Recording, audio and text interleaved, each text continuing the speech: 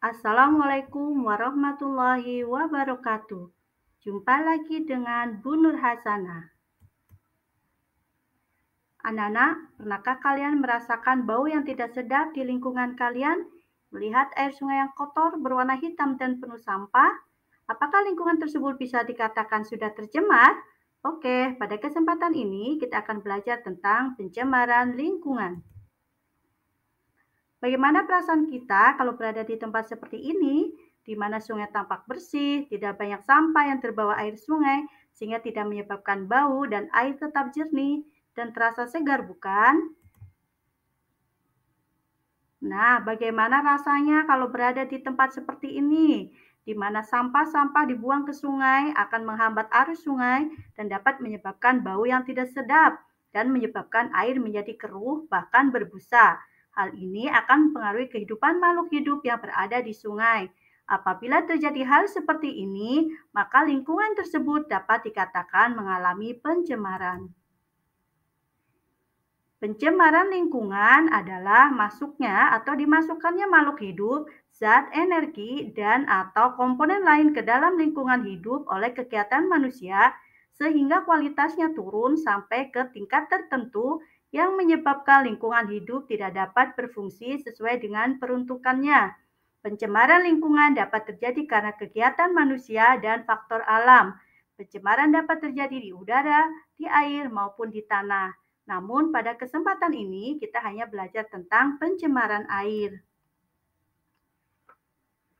Pencemaran air dapat terjadi pada sumber mata air, sumur, sungai, rawa-rawa, danau, dan laut.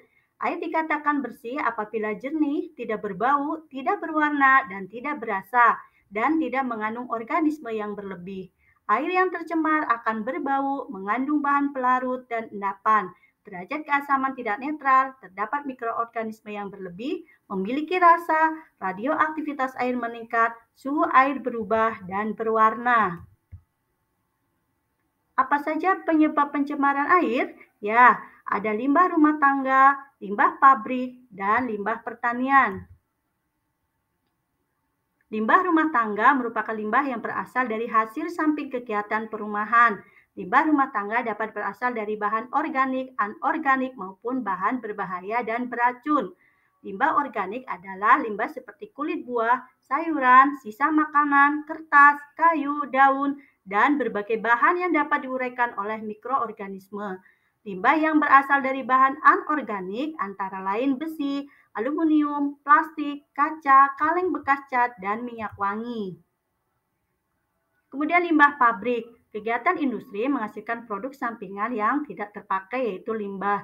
Jika limbah industri tersebut dibuang ke saluran air atau sungai, akan menimbulkan pencemaran air dan merusak atau memusnahkan organisme di dalam ekosistem tersebut. Limbah pertanian. Kegiatan pertanian biasanya menggunakan obat-obatan pembasmi hama penyakit seperti pestisida ataupun insektisida. Selain itu, kegiatan pertanian menggunakan pupuk, misalnya urea. Penggunaan pupuk yang berlebihan akan mengakibatkan terjadinya blooming alga atau tumbuh suburnya ganggang di atas permukaan air. Tanaman ganggang ini dapat menutupi seluruh permukaan air sehingga mengurangi kadar sinar matahari yang masuk ke dalam perairan tersebut. Akibatnya, proses fotosintesis fitoplankton terganggu dan kadar oksigen yang terlarut dalam air menurun sehingga merugikan makhluk hidup lain yang berada di dalamnya.